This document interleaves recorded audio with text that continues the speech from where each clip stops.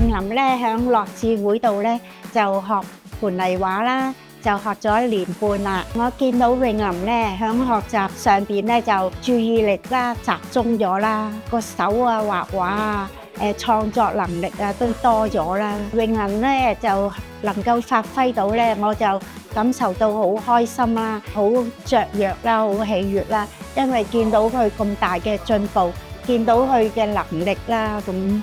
都好開心嘅。今次我參加嘅係水藝術班，導師帶領住我哋，令我知道只要努力，每個人都可以做一樣咁靚嘅作品。希望我哋每個人都能夠好似呢個藝術品咁，俾人欣賞。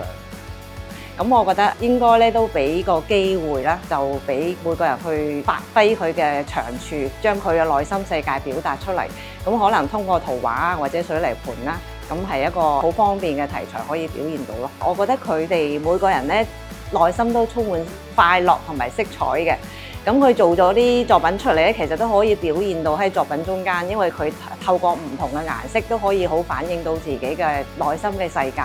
咁佢哋都可以做到呢一點，又可以俾其他人可以欣賞，我覺得係好開心嘅。